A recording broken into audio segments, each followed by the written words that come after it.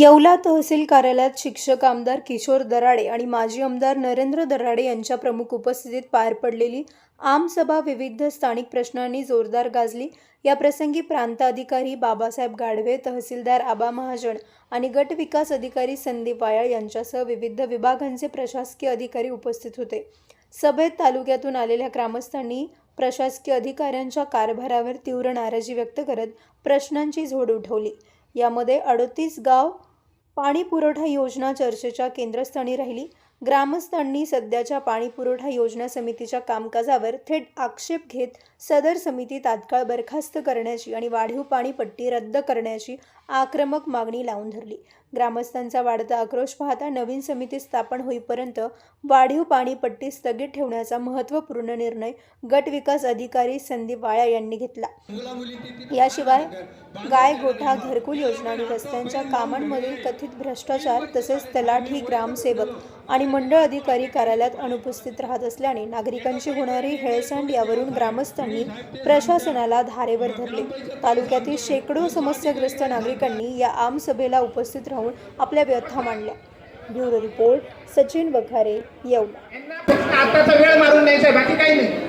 प्रश्न सांगा आहे ही बॉडी थोडा निघाले का रेग्युलर एवढं वेळच होतं त्या पहिला जोपर्यंत आता त्या म्हणजे ती योजना ज्यावेळेस आता मी ज्यावेळेस आलो ते त्यावेळेस ऑलरेडी ती बॉडी सरकारचा आता असं नाही। आमचा प्रश्न साधा की बॉडी इलिगल आहे का रेग्युलर एवढंच उत्तर आहे। आता त्या संबंधित हे तुम्ही या ठिकाणी आमसभा घेतली आणि आमसभेचं काही फलित होईल असं तुम्हाला वाटतंय का? 100% ह्या तालुक्यातले बरेच लोक माझ्याकडे सातत्याने पाठपुरावा करत होते। आमचे बरेच प्रश्न प्रलंबित आहे आणि याचा प्रश्नाचा फॉलोअप आम्ही करून सुद्धा सुटत नाही। यात तुम्ही लक्ष घाला। मी प्रांत साहेबांना विनंती केल्यानंतर प्रांत साहेब म्हटले का रिस्तर तुम्ही एक अर्ज करा कलेक्टर साहेबांकडे। मी रिस्तर कलेक्टर साहेबांकडे एक अर्ज केला आणि त्यांच्या आदेशानुसार त्यांनी खाली पत्र दिलं, ह्या तारखेला तुम्ही आमसभा घ्या आणि आमसभेमध्ये ज्या ज्या लोकांचे प्रलंबित प्रश्न असतील ते सोडवण्याचं काम करा। आज तुमच्या माध्यमातून येवला तालुक्यातल्या बऱ्याच लोकांना सूचित केलं होतं, ज्या ज्या लोकांचे प्रलंबित प्रश्न असतील त्या लोकांनी उपस्थित राहा। त्याप्रमाणे प्रत्येक गावातला ग्रामपंचायतचा अधिकारी नाही आले इथं, पण प्रत्येक ठिकाणचे ग्रामसेवक नसल्यामुळे काही प्रश्न प्रलंबित राहिलेले। तसं BDO साहेबांनाही सांगितलेलं आहे का ज्या ज्या ग्रामपंचायतमधले वाद असतील ते स्वतः आपण तिथं जाऊन ते सगळं अभ्यास करून योग्य त्यांना न्याय देण्याचं काम करावं। आज सगळ्या प्रकारचे अधिकारी इथं प्रांत अधिकारी असतील, तहसीलदार असतील, BDO साहेब असतील, त्याच्या MSCBचे असतील, कृषी विभागाचे असतील, सगळे अधिकारी इथं आले। सगळ्या शेतकऱ्यांचे आणि सगळ्या नागरिकांचे प्रश्न समजून घेतले आणि जवळजवळ बरेचसे 70% प्रश्न प्रांत साहेबांनी जागेवर सोडण्याचा प्रयत्न केला। त्याबद्दल सगळ्या टीमचं मी मनापासून आभार व्यक्त करतो।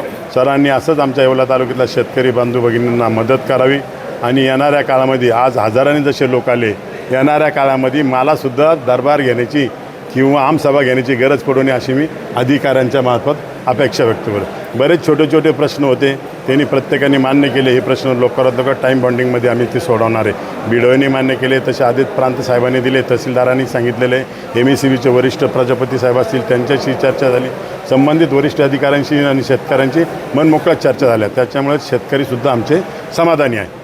असा कुठला प्रश्न होता जो या ठिकाणी आमसभेमध्ये सुटला गेला? प्रामुख्याने सगळ्यात महत्त्वाचा ग्रामपंचायत 38 गावांच्या पाणी प्रश्नाची वाढ जी 20% होती ते BDO साहेबांनी मान्य केलं। जोपर्यंत अधिकृत तिथं कमिटी होत नाही आणि त्या कमिटीचा सगळा लोकाजोका आमच्यासमोर येत नाही तोपर्यंत 20% ही वाढ होणार नाही। आजच्या आमसभेत दोन्ही जे आहे तालुक्यातून आलेल्या जनतेने अनेक प्रश्न मांडले किंवा समस्या मांडल्या, त्याच्या समस्येचं निराकरण झालं आहे की नाही त्याचं अपडेट घेण्यासाठी पुढची आमसभा पुन्हा घेणार आहे का? नाही, आमसभा घेण्याची वेळ आता प्रांत साहेबांनी सांगितलं की असे येणार नाही आणि जे तालुक्याचे जे काही प्रश्न आहे ते 100% सोडवण्याचा प्रामाणिकपणे ते प्रयत्न करणार असा मलाही त्यांनी शब्द दिलेला आहे। आणि जर नाही सुटले, वेळ आली तर परत घेऊ। आरोग्याची खात्री, सेवेत तत्पर येवला शहरातील विश्वासार्ह नाव डॉक्टर साळुंखे यांचं अनिरुद्ध मल्टी स्पेशालिटी हॉस्पिटल। येथे उपलब्ध आहेत अत्याधुनिक सुविधा, CT scan, colour sonography, digital X-ray, ICU, NICU, सुसज्ज ऑपरेशन थिएटर, फिजिओथेरपी, किमोथेरपी, स्त्रीरोग व प्रसूती विभाग, यूरोलॉजी विभाग, एंडोस्कोपी व कोलोनोस्कोपी, हाडांचे ऑर्थोपेडिक विभाग, कॅन्सर शस्त्रक्रिया, मेंदू व मणक्यावरील शस्त्रक्रिया तसेच मूत्रपिंडातील खड्यांच्या शस्त्रक्रिया. याशिवाय आयुष्यमान भारत, प्रधानमंत्री जन आरोग्य योजना, महात्मा ज्योतिराव फुले जन आरोग्य योजना आणि मुख्यमंत्री सहाय्यता निधी यांसारख्या विविध शासकीय योजनांचा लाभ उपलब्ध. आणि आता उज्ज्वल करिअरसाठी अनिरुद्ध नर्सिंग कॉलेज येवला येथे बेसिक BSc नर्सिंग प्रवेश प्रक्रिया सुरू आहे. आधुनिक कॅम्पस, अनुभवी प्राध्यापक, सुसज्ज प्रयोगशाळा आणि दर्जेदार शिक्षणाची हमी. आजच संपर्क साधा. अनिरुद्ध मल्टी स्पेशालिटी हॉस्पिटल आणि अनिरुद्ध नर्सिंग कॉलेज येवला. तंदुरुस्त आरोग्य, उज्ज्वल भविष्य.